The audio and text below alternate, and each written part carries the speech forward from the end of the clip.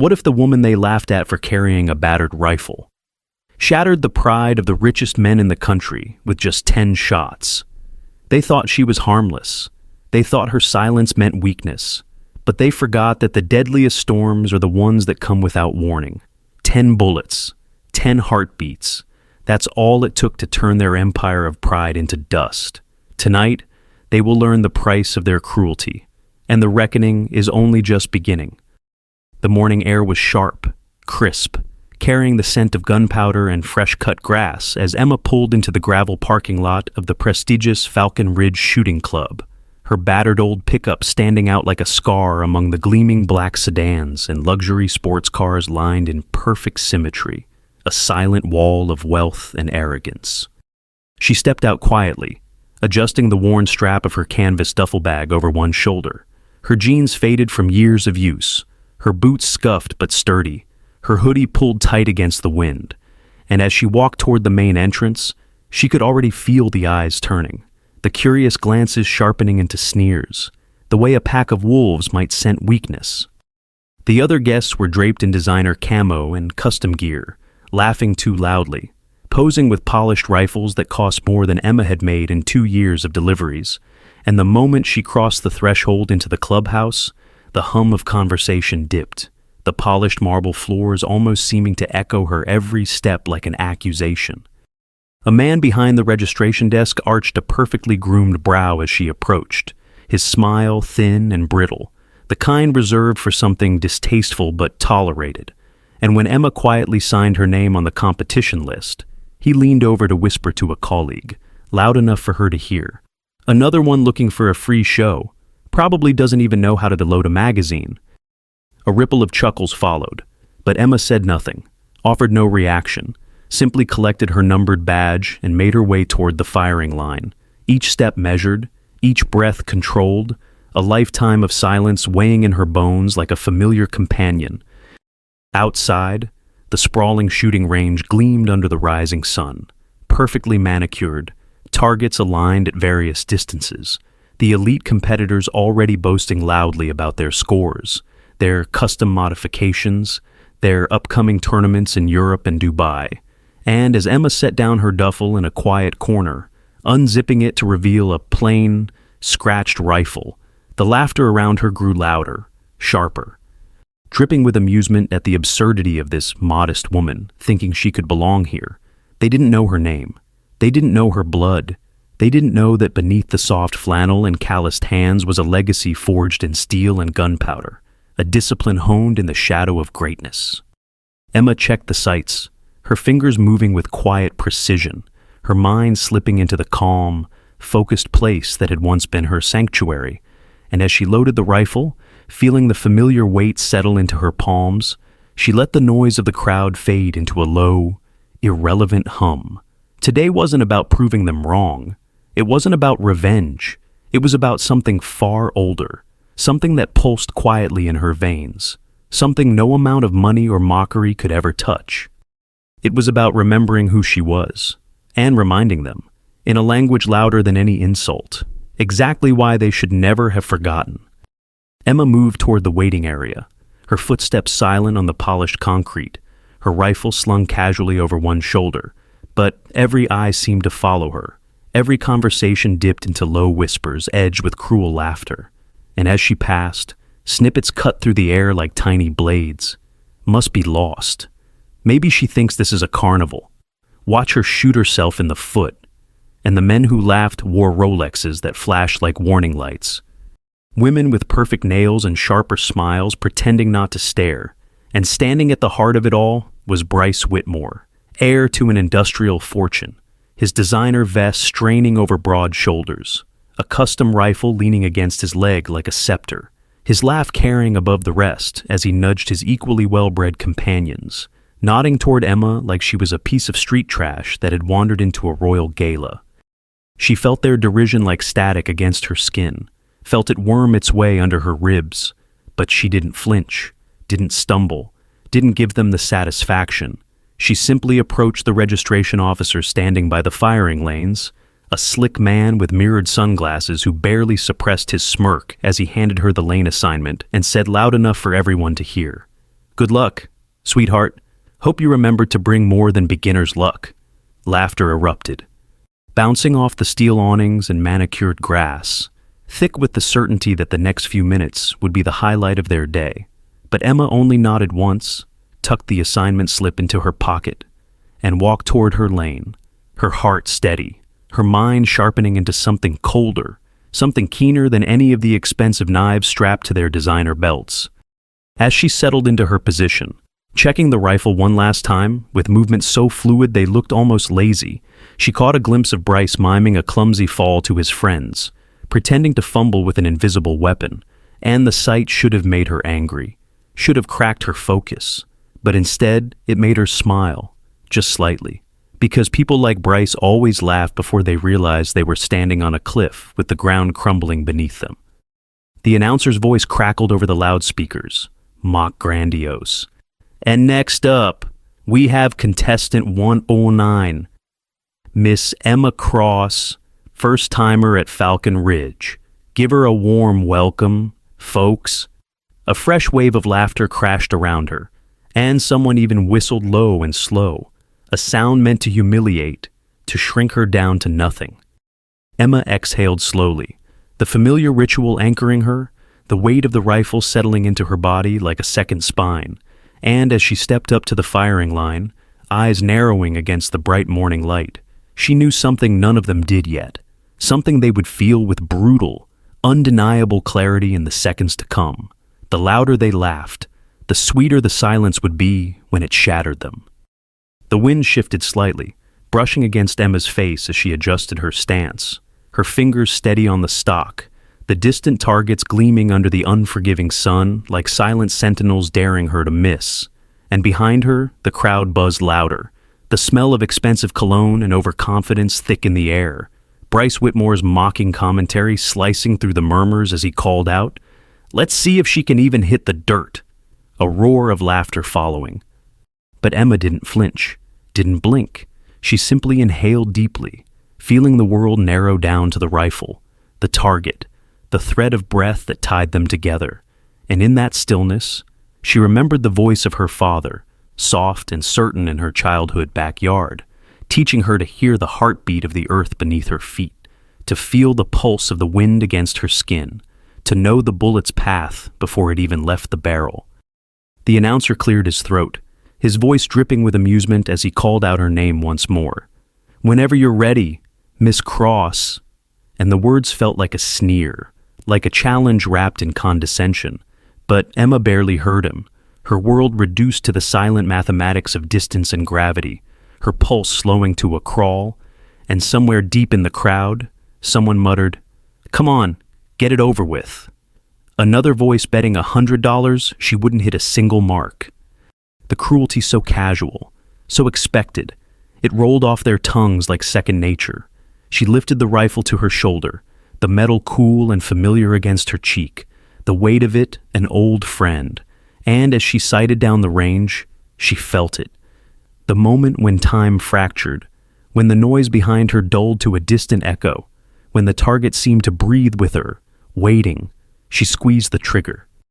The crack of the shot split the air like a lightning strike, cutting through the laughter, the jeers, the dismissive scorn, and for a single suspended heartbeat, there was only silence, pure and stunned, before the first target exploded into fragments, dead center, a perfect bullseye. A gasp rippled through the crowd, sharp and involuntary, as if a spell had been broken. But Emma didn't lower her rifle, didn't acknowledge the shifting energy behind her. She simply adjusted, sighted the next target, and fired again. Another crack, another perfect shot, then another and another. 10 shots in total, 10 clean kills. The targets falling like dominoes under the relentless precision of a woman they had dismissed before she ever pulled the trigger. When the final target shattered into dust, the silence that descended wasn't the hush of respect. It was the stunned, trembling quiet of a world realizing, too late, that it had underestimated the wrong person. Emma lowered her rifle, exhaling slowly, her body loose, her face calm, as she turned back toward the crowd, meeting their wide, stunned eyes without a hint of arrogance, only the quiet, immovable certainty of someone who had never needed their approval to know exactly who she was. The silence clung to the shooting range like a thick fog. Every billionaire, every socialite, every security guard frozen in place as if the air itself had turned to stone, and Emma stood at the center of it, not victorious, not gloating, simply existing in a way that made their expensive rifles and hollow laughter seem cheap and small. Bryce Whitmore's mouth hung open, his custom rifle forgotten at his side, the smug arrogance draining from his face with every second that passed, and somewhere in the back, a woman whispered, "Who the hell is she?" her voice cracking under the weight of disbelief. Emma turned away from the firing line, calmly slinging her battered rifle back over her shoulder, her boots crunching softly against the gravel as she approached the stunned officials at the registration table, their eyes wide, their hands fumbling with clipboards as they tried to make sense of what had just happened. She handed them her badge without a word, her gaze steady, the simple motion more commanding than any shouted demand. One of the officials, a man with graying temples and a trembling hand, finally found his voice, stammering. "Miss Cross, would you mind telling us where you trained?" The question hung in the charged air like the scent of rain before a storm.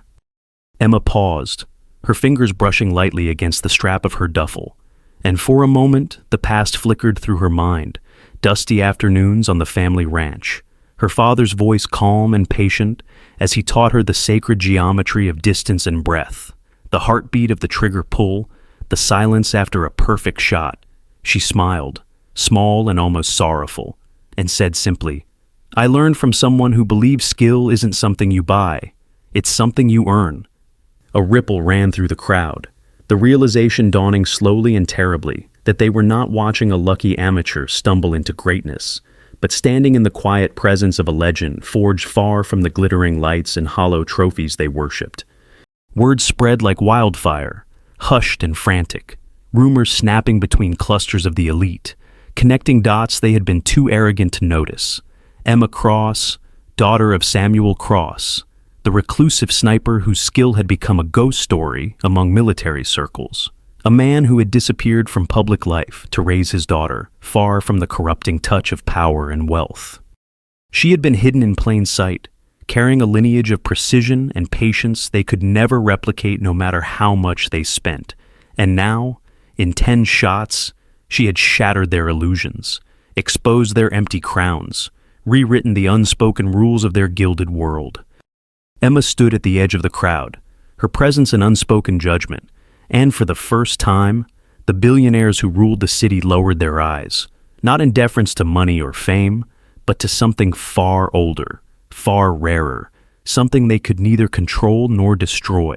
She didn't need their applause. She didn't need their validation.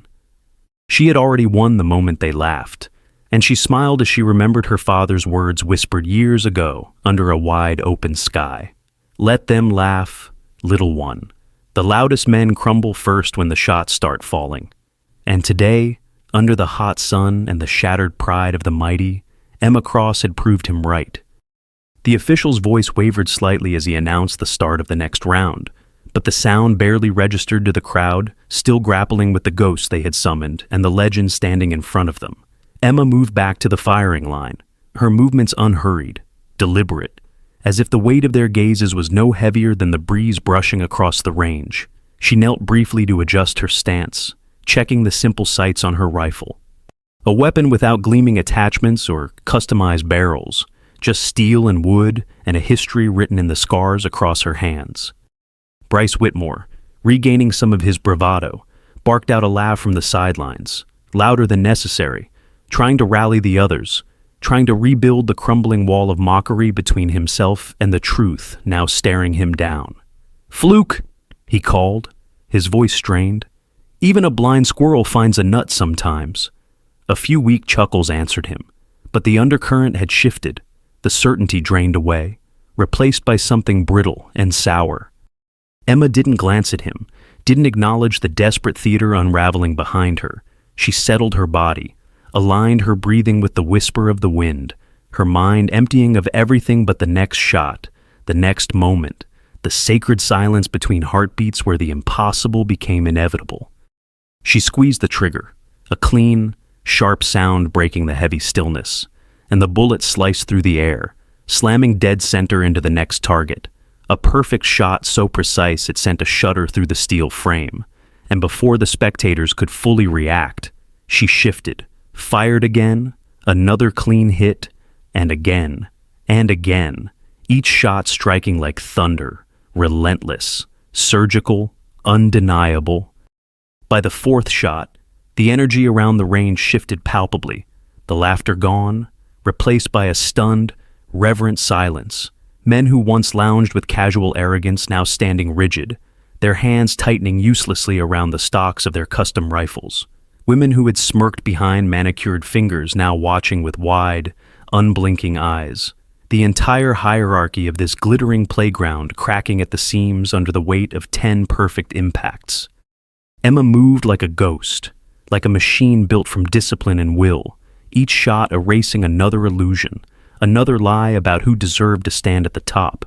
And by the time the final bullet shattered the furthest, most difficult target, there was no applause, no cheers, only the raw, stunned silence of people who had seen something real for the first time in lives built on pretense. She lowered her rifle gently, resting it against her shoulder, and turned to face them, not with arrogance, not with triumph, but with the quiet certainty of a storm that had simply done what it was born to do. Bryce stood frozen, his face pale, his fists clenched at his sides, and in that moment, he understood something no amount of money or power could save him from. That greatness could not be bought, could not be faked, could not be mocked into submission. It simply existed, immutable and merciless. And today, it had worn the face of the woman he had laughed at. Emma stepped down from the platform, her boots scuffing softly against the gravel, and the billionaires parted before her without a word, their empire of superiority crumbling into dust at her feet. The judges huddled in frantic whispers, their crisp uniforms rumpled now, their clipboards trembling slightly as they reviewed the results they could not manipulate, could not bury, and for the first time in the history of Falcon Ridge, the officials were not conferring over minor scoring disputes or preferential adjustments. They were grappling with a simple, brutal truth. Emma Cross had achieved a perfect score, a feat so rare that most competitors spent decades and fortunes chasing it, only to fall short under the weight of pressure and ego. The scoreboard flickered to life on the towering screen above the range, the numbers flashing in merciless red, 10 shots, 10 bullseyes, a spread so tight it looked computer-generated, and gasps rippled through the crowd like wildfire, murmurs twisting into disbelief, into awe, into fear, because if she could do that once, she could do it again, and again, and again, and suddenly every carefully curated reputation, every bought and paid for trophy, every whispered deal between the judges and the billionaires began to rot under the burning light of her precision. As the murmurs swelled, another screen blinked on, not part of the official program, a hijacked feed from somewhere deep inside the system, and grainy footage flooded the air, footage of whispered conversations, under-the-table transactions, competitions rigged to favor the wealthy, champions crowned not by skill but by influence and checkbooks, the very foundation of Falcon Ridge cracking open like a corpse in the sun. Faces drained of color, executives stumbling back as their secrets poured out into the light, and Bryce Whitmore's voice, captured in one damning clip, sneering about how easy it was to buy a title if you had the right friends, the right pockets lined, the right fear in the judge's eyes. The crowd turned, slowly, a living tide of betrayal and disgust, no longer laughing, no longer amused, but sharpening with the cruel edge of a mob denied its illusion. Emma stood still amid the unraveling, her face unreadable, her rifle slung casually over her shoulder as if it weighed nothing, her silence louder than any accusation, because she had not needed to expose them with words or threats. She had done it the only way that mattered, by showing the truth, one bullet at a time. Reporters broke from the sidelines, flashes firing like lightning storms, questions hurled into the choking air. Who trained you? Why didn't you compete before? Are you planning to sue? But Emma said nothing, only letting the collapse unfold with the quiet dignity they could never buy, could never fake.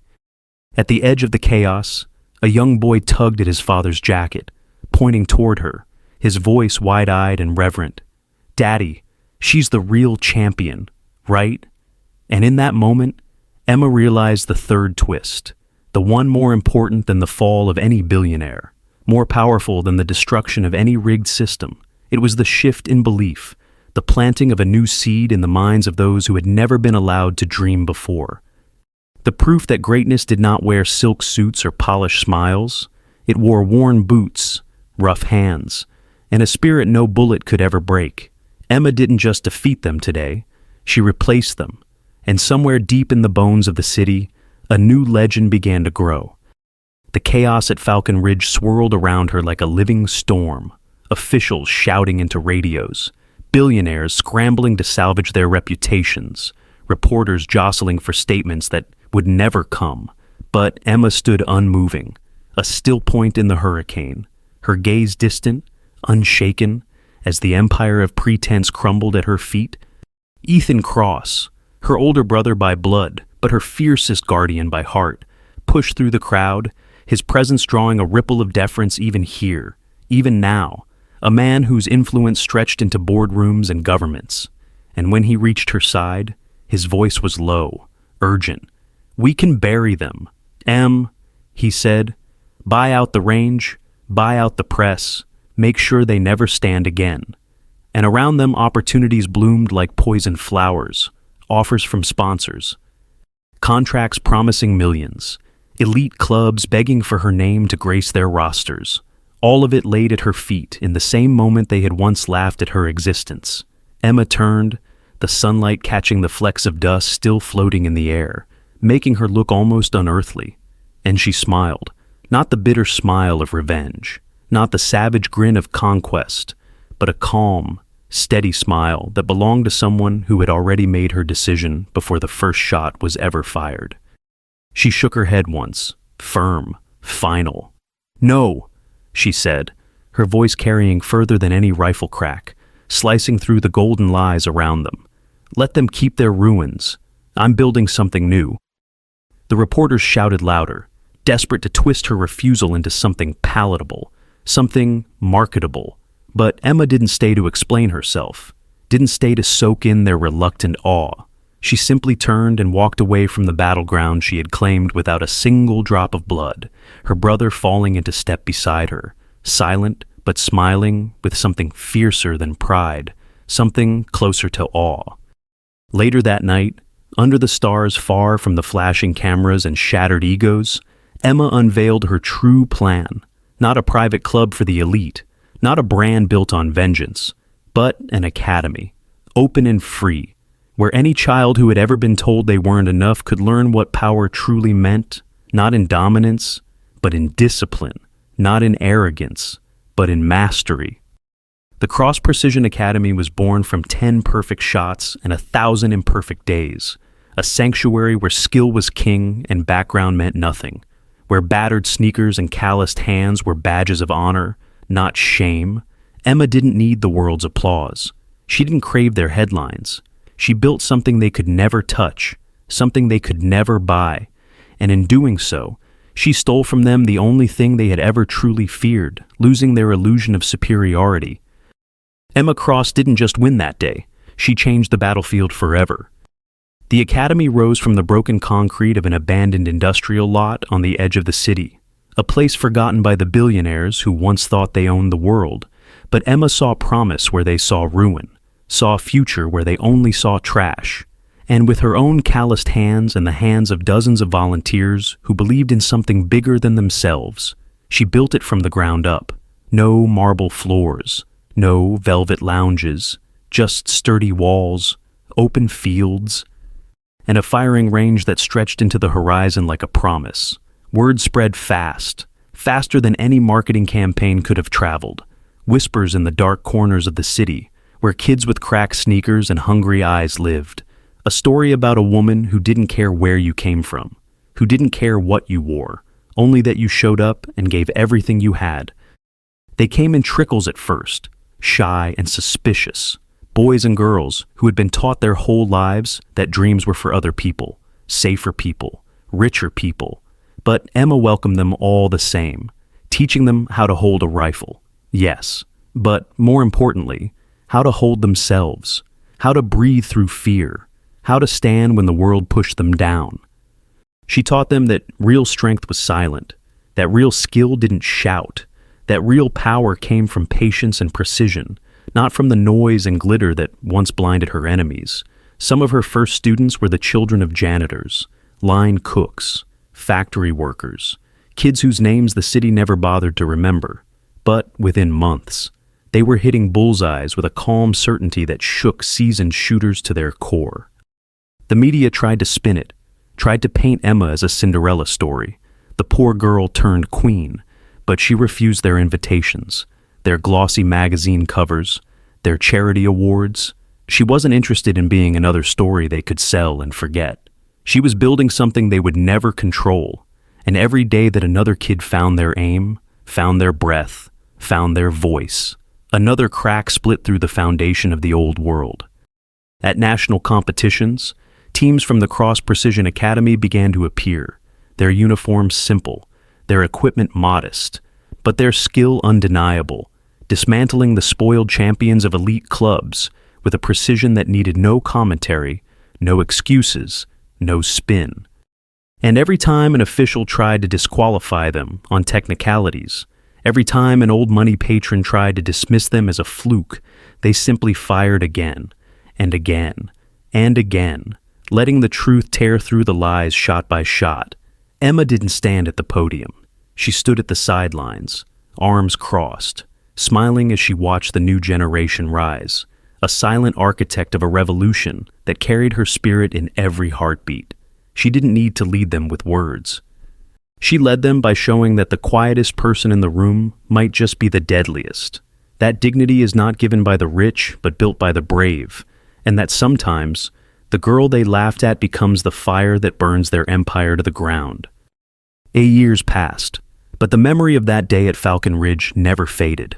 Not from the trembling hands of the billionaires who had once ruled over it, not from the whispered stories traded in shooting ranges and schools across the country, and certainly not from the students who wore the phoenix crest of the Cross Precision Academy with quiet, relentless pride.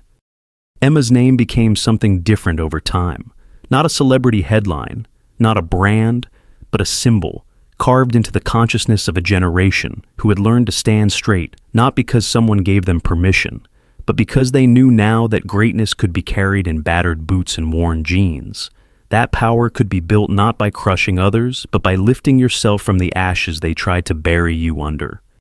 Historians would later call her legacy the beginning of a silent revolution, a quiet uprising of dignity and discipline that reshaped industries and communities far beyond shooting competitions. Experts spoke of the cross effect, the phenomenon where former invisible workers, overlooked talents, and underestimated souls rose up, not with riots or rage, but with skill, precision, and an iron will that shattered the gates built to keep them out. And yet, Emma herself never sought the spotlight. She lived humbly, walking the training fields each dawn as the mist curled over the ground, adjusting a young shooter's stance, correcting a breathing technique, handing out simple words of encouragement that weighed heavier than any trophy. She measured success not by wealth or fame, but by the trembling hands that grew steady, the downcast eyes that slowly found the courage to meet the horizon. At the 10th anniversary of the Academy, a massive gathering filled a sun-drenched field where thousands of former students, now teachers, soldiers, engineers, and dreamers stood shoulder to shoulder, rifles slung respectfully at their backs, not as weapons of violence, but as proof of mastery, proof of resilience. Emma stood at the center, older now, lines carved deeper into her face by years of storms weathered and fires survived, but her eyes still clear, still burning with that quiet, undying flame. She said little. She didn't need to. Her story was already written in every steady breath, every lifted chin, every soul that refused to shrink under the weight of a world that had once mocked them. As the sun set behind her, casting the field in gold and crimson, a single phrase rose from the crowd, not shouted, not chanted, but spoken, steady and unbreakable. We remember who we are. Emma smiled then, a small, private smile, and turned toward the horizon, knowing that the empire she had toppled with 10 silent bullets would never rise again, because it wasn't built on fear anymore. It was built on fire, and seeds of that fire would keep burning long after she was gone. They had tried to shame her. They had tried to erase her. They had tried to silence her. But they had forgotten one simple, brutal truth: you cannot kill what refuses to bow. Emma Cross didn't just change the game, she rewrote the future. One shot, one breath, one unshakable soul at a time. They built their thrones from shattered dreams. They forged their crowns from stolen dignity, and they believed no one could touch them. But they forgot one brutal truth. Seeds buried in darkness grow roots deeper than fear. Emma Cross didn't shout. She didn't beg. She simply rose, and when she moved, the world they ruled cracked open beneath her feet. Remember this. It's not the loud that destroys empires. It's quiet, the patient, the unstoppable.